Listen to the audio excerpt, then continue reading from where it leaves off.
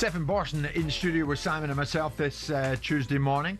Stefan, of course, right across things financial in the world of football, that and a whole lot more. Stefan, we'll watch with interest then. Sheffield Wednesday fans getting in touch. Not much more we can tell them other than Mr. Cogan, the regulator, looking very closely at getting involved sooner than later in the situation as individuals, players, members of staff, members of all sorts of varieties of areas of Sheffield Wednesday remain unpaid. We'll keep across that. Well, apparently they are going to be paid today. I mean, there was an exclusive in the Sheffield local press that said that people were going to be paid literally today. So good news. Yeah, you know, and look, the reality is, I think the owner knows he needs a solution. I don't think the fans shouting it is. Are they paying him with cash that he's putting in, or have they got some cash flow? I don't know. I mean, you know, it seems to me that this is now the worst time of the year for cash flow for the next 2 months. So you would think that a lot of it's got to come from the owner. Well, hopefully they do get paid, but it won't stop us from going back to Chancery and saying, what now? Last week, Tottenham announced a new £100 million capital injection. The Lewis family reiterated their long-term commitment to the club. If you're a Tottenham fan, Stefan, what should be read into this? Is this really good news? How much of that lands in the entry of Thomas Frank? Well, so they ended the year in a cash position that needed some liquidity there. The nature of the beast is that they had obviously last season a disappointing season. They didn't have any Champions League football. They finished, I can't remember, 17th maybe. Yeah. But of course they did win the Europa, which compensated some of that situation. They also have spent relatively highly over the last couple of years, probably 3 years. I think Daniel Levy made a point before he left as to their net spend. Of course, when you have a net spend, the key implication is that you have a lot of football creditors that are owed money on transfers over the next period, so 2, 3, 4 years out. So, and you have limited amounts coming in. Of course, they did sell Harry Kane, but it doesn't last forever, the Harry Kane money. So they needed cash. They did a £90 million acceleration of some of the TV money. So they went to Macquarie earlier in the summer and brought forward some of the payments that will be made over this season from the Premier League, so that they will have effectively paid a small amount to bring forward that cash. And so the cash that they've then raised here is on top of that. So they've raised something like, in total, £190 million of cash. That does not mean, first of all, it's not a PSR issue. You have to separate cash from PSR earnings. But interestingly, it probably actually increases the ownership of ENIC in the club. And ironically, actually slightly increases the indirect ownership of Daniel Levy. So if you go on the Tottenham Hotspur website, you see that what must have happened is that money must have been put in at ENIC level as debt rather than equity, which means that Daniel Levy would not have needed to put his hand in his pocket initially. But what that also means is that when that money flows down into Tottenham Hotspur, they actually increase their ownership of Tottenham Hotspur, which indirectly increases the ownership of Daniel Levy's family as well. But of course, there is the debt that at some point needs to be repaid at ENIC. So, and still we haven't heard from Daniel.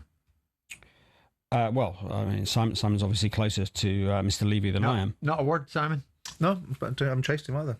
No. Even to his own devices. All very quiet at this time. But I think in terms of, does this mean they've got a war chest for January? I think the short answer is no. I think this is largely to pay the bills that they've already got in place. Right. I think it is a sign that they will start to loosen the purse strings, particularly in terms of the wage bill. I don't think there's any way around that. I think they've probably already started that process, particularly having Champions League football. Yeah. So I think that's what you're going to see. I think when they talk about a change of direction and strategy in terms of the cash and the spend that the ownership are going to engage in, that really means they're going to spend probably something like £100 million per annum extra, split between wage bill and transfers.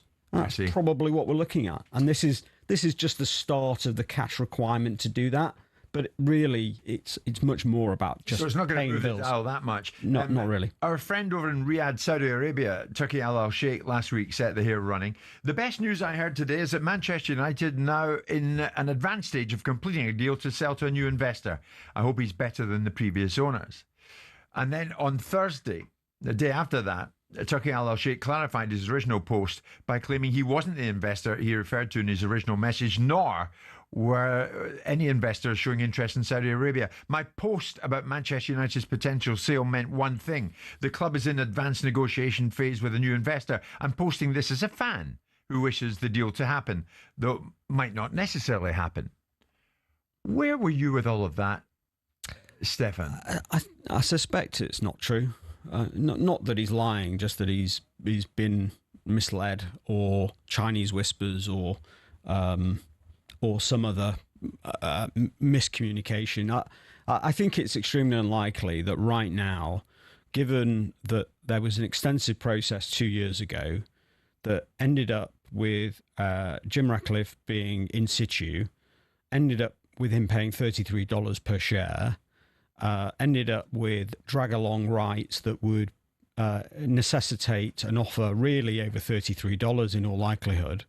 And of course, the position on the field and in terms of the cash requirement of the organisation has probably increased, not decreased, since the time of the sale. So I think it's very hard to believe that somebody's going to come along now and pay in excess of $33 to buy the club. Now, it's not impossible, of course, that somebody decides they want to sell some of their shares.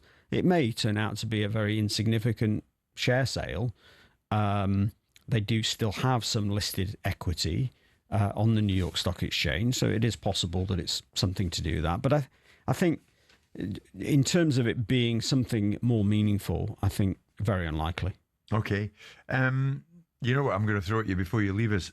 Should we expect to leave 2025, Stefan, without any further update on Manchester City and the 115? Yeah, well, there's a lot of misleading stuff sort of seeping out onto social media. I think the simple reality is that neither party, as of the end of last week, now I don't know, I know this was fairly late in the week when I had this confirmation, and it came from multiple sources, so it's definitely correct. Neither party had the decision of the panel. This is not a case where they've both had the decision and there's sort of negotiations and settlement discussions going on in the background. It's very, very simple. They have not had the decision of the panel as of yet. Now, clearly, I mean, the independent commission hearing ended in December. Yeah, and I think after 10 months... What are they doing?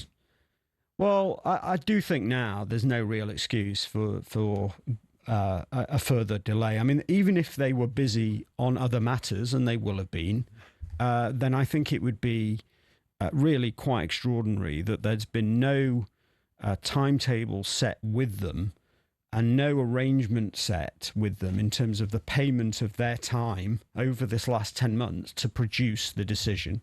I think on any basis, 10 months is enough to produce even a very, very detailed £400-500 a page decision on this case. And I think it is imminent. I know I have said that before multiple times in this room, but I do think that there was a very good chance that it would have come out for this international window. I think there's a very good chance it will come out in the next international window, and I really can't see it going into 2025, 2026. I just cannot see it extending beyond the year. I think it is almost out. Why it has not dropped into those inboxes as of yet, I don't know. It may well have done in the last 24 hours. But certainly, as of the end of last week, it was not a case of secret discussions or secret settlement discussions. Still considering it's just very, very simple. They had not received the decision. All right. We await with interest. Stefan Borson, we thank you so much. It's 11:30.